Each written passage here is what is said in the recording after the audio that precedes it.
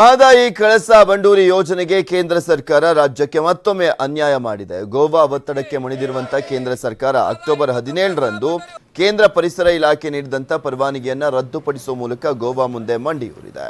ಇದು ಮಹದಾಯಿ ಹೋರಾಟಗಾರರ ಕೆಂಗಣ್ಣಿಗೆ ಗುರಿಯಾಗಿದೆ. ಕೇಂದ್ರದ ಕ್ರಮದ ವಿರುದ್ಧ ಗದಗದಲ್ಲಿ ಹೋರಾಟಗಾರರು ಆಕ್ರೋಶವನ್ನು ವ್ಯಕ್ತಪಡಿಸಿದ್ದಾರೆ.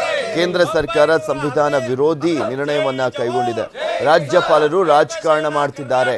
ಜೀವ ಹೋದ್ರೂ ಪರವಾಗಿಲ್ಲ, ಮಹದಾಯಿ ಕಳಸಾ ಬಂಡೂರಿ ನೀರನ್ನ ಪಡೆದೇ ತೀರುತ್ತೇವೆ ಅಂತ ಹೋರಾಟಗಾರರು ಆಕ್ರೋಶವನ್ನ ಹೊರಹಾಕಿದ್ದಾರೆ. ಇನ್ನು ಬಿಜೆಪಿ ಎಲೆಕ್ಷನ್ ಟೈಮಲ್ಲಿ ಮಹದಾಯಿ ಎಲ್ಲವನ್ನೂ ಕೂಡ ಸರಿ ಮಾಡಿಬಿಡ್ತೀವಿ ಅಂತ ಹೇಳಿದ್ರು.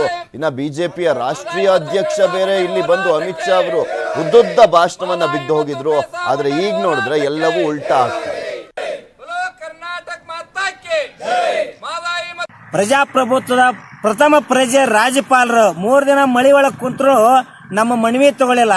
ಇವತ್ತು ಗೋವಾದ ರಾಜ್ಯಪಾಲರು ಹೋಗಿ ಇವತ್ತು ಪ್ರಧಾನಮಂತ್ರಿನ ಭೇಟಿಯಾಗಿ ತಮ್ಮ ರಾಜ್ಯದ ವಾಸ್ತುಸ್ಥಿತಿ ಹೇಳ್ತಾರಂದ್ರ ಇವತ್ತು ನಮ್ಮ ರಾಜ್ಯದಲ್ಲಿರುವಂತ ರಾಜ್ಯಪಾಲರಿಗೆ ಏನಾಗಿದೆ?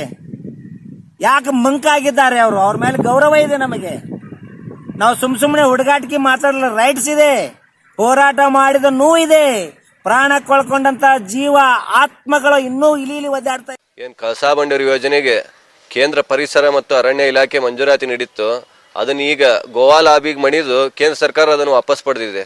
ಇದರಿಂದ ಹೆಂಗಂತಂದ್ರ ಈಗ ನಮ್ಮ ಮಹದಾಯಿ ಕಳಸಾ ಬಂಡೂರಿ ಯೋಜನೆಗಾಗಿ 3 ವರ್ಷ ಸತತವಾಗಿ ಹೋರಾಟ ನಡೆದು ಇಲ್ಲಿ ಎಷ್ಟೋ ಜನ ಚಾಕು ಹಾಕೊಳ್ಳೋದಾಯ್ತು, ವಿಷ ಕುಡಿಯೋದಾಯ್ತು, ಎಲ್ಲಾ ರೀತಿ ಹೋರಾಟ ಆದ್ರೂ ಅದ್ರ ಬಗ್ಗೆ ಕಿಂಚಿತ್ತು ಕಾಳಜಿ ಇಲ್ಲ. 25 ಸಂಸದರು ಆರಿಸಿ ಕಳಿಸಿರೋ ಕರ್ನಾಟಕಕ್ಕೆ 2 ಸಂಸದರು ಆರಿಸಿರೋ ಗೋವಾ ಸರ್ಕಾರಕ್ಕೆ ಕೇಂದ್ರ ಸರ್ಕಾರ ಮಾಡಿದೈತಿ ಅಂದ್ರೆ ನಮ್ಮ 25 ಸಂಸದರು ಏನ್ ಮಾಡತ್ತಾರ?